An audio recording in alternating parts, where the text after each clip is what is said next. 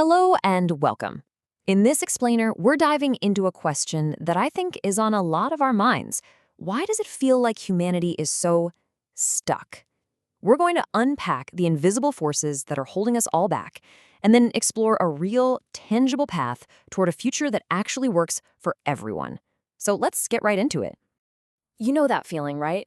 You look at climate change or the deep political divides, the general sense of distrust, and it's just overwhelming. It's so easy to feel like these problems are just too big, too tangled up to ever really fix. And if you feel that way, you are definitely not alone. It's a feeling that's sweeping the globe, and there's a very real reason for it. Well, what if I told you that all these crises aren't just a random string of bad luck? The sources we're looking at today make a pretty bold claim.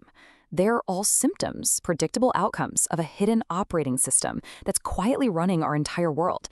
It's a web of incentives, old stories, and power structures that keeps us locked in place.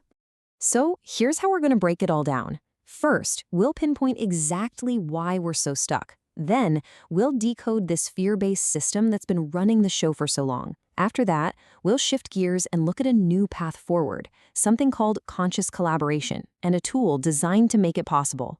And we'll wrap up with the massive choice that humanity is facing right now. Okay, so first up, let's tackle that feeling of being stuck. It turns out there's a name for it. It's a really powerful psychological concept that helps explain why we feel so paralyzed, and it's playing out on a massive planetary scale. It's called learned helplessness. And this is so important.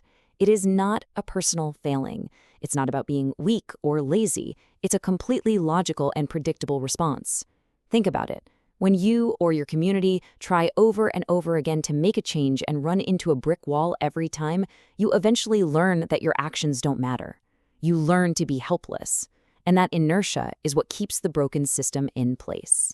And here is where it gets really dangerous, because it creates this vicious cycle. The crises are speeding up, right? But our institutions just can't seem to get their act together to respond. So naturally, our trust in them plummets. We feel isolated, powerless, and we start to check out. But that's the kicker. Our withdrawal, our lack of participation, is exactly what makes our collective response weaker, which just makes the crisis worse. It's a downward spiral that feeds on itself. But you see, this learned helplessness is really just a symptom. The root cause is much deeper. It's the fundamental operating system that we talked about. And to help us visualize it, the sources we're examining use this really compelling metaphor, the buckyball. So here's the absolute key takeaway. Our global system isn't broken. This buckyball is a tightly woven structure, and it is working perfectly according to its design. It's a machine engineered to prioritize short-term profit, endless growth, and a sense of control. And because that's its goal, things like ecological destruction and social division aren't accidents. They're inevitable byproducts. So, what's the fuel for this whole engine? It's fear. It all starts with our most basic, hardwired survival instinct. But then our amazing human brains kick in, and we start projecting all kinds of negative what-if scenarios into the future. That creates fear. That fear makes us crave safety, which pushes us to try and control everything and everyone around us. And those systems of control, which are almost always based on competition and judgment, well, they inevitably lead straight to conflict, tribalism, and all the division we see today. And this whole fear-based system is held together by the stories we tell ourselves. You can see the old ones on the left, the narratives of competition, of unlimited growth, of humanity being separate from and better than nature. These stories are literally falling apart right now. And on the right, you see the new stories trying to be born. Stories of cooperation, of long-term sustainability, and a deep recognition that we are part of nature, not its master. Okay, so that was the diagnosis. And I know, it's a lot, it can feel pretty heavy. But seeing the problem clearly is the absolute first step toward finding a real solution. So now, let's pivot. Let's talk about a new path forward, one that's built on a totally different way of showing up and working together. This is the million-dollar question, isn't it? If that old operating system is driving us off a cliff, what's the alternative? We know it can't just be trying to do the same old things, only harder. We need a fundamental upgrade, a genuine evolution in how we, as a species, operate. The answer being proposed is this idea of conscious collaboration. Now, this is way more than just corporate teamwork or just, being nice to each other. It's a really disciplined, structured way of engaging with each other. It's about being aware of the larger systems we're in, about building real trust, and about rallying around a shared purpose that's bigger than our own ego, our own tribe, or our own bottom line. And this image, I think, just captures the shift so perfectly. We have to move from this world of fragmented, siloed groups, all operating from a place of fear, to this coherent, interconnected, living network of people all aligned around a shared purpose, the health and well-being of the whole planet.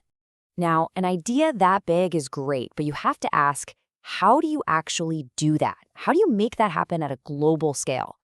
And that brings us to a really practical piece of the puzzle, a tool designed to be the very infrastructure for this new way of collaborating called the Phoenix platform. Okay, and here is the most important thing to understand about this. Phoenix is not about some magic technology that's going to save us. That's not the point at all. The technology is just the scaffolding. It's a support structure designed to help us, as humans, make the deep necessary shifts in how we relate to each other and the world. So what does it actually do?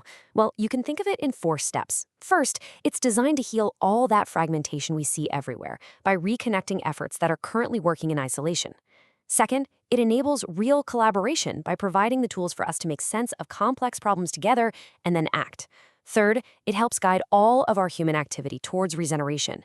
And finally, it helps us scale what works, taking small, successful projects and weaving them into real systemic change. This contrast says it all. On the left, you've got the old world, seeing the planet as a collection of dead resources to be mapped, controlled, and extracted for profit. And on the right, you have the new worldview that Phoenix is built to support, seeing the Earth as a single, living, interconnected system that we are an active part of, with a shared duty to help it thrive. And all of this, the problems, the fragmentation, the potential solutions, it brings us to our final and maybe most profound point. All of this really boils down to one fundamental choice for our species. It's a developmental choice. Are we going to remain adolescents, or are we ready to grow up? I just love this quote because it cuts right to the heart of the matter. We have mind-blowing technology. We have access to more information than ever before. That's not the problem. The real bottleneck, the central challenge, is us. It's about whether we can collectively mature and learn to wisely manage the immense power we now have. And this metaphor just makes the choice so clear. We can keep going down this path of extractive adolescence, totally driven by fear, by our unchecked survival instincts, and a reckless obsession with short-term gain. Or we can choose regenerative adulthood, guided by wisdom, consciously aligning our actions with the health of the planet, and shifting our focus to the long-term thriving of all life. And that really is what it all comes down to. We're standing at a crossroads. One path, the path of staying unconscious and letting our old fear-based programming run the show, that path leads towards collapse. The other path, the harder path, the one that requires us to wake up, is conscious coevolution. So the question isn't really if things will change. The question is how. And that is a choice that we are all collectively making right now.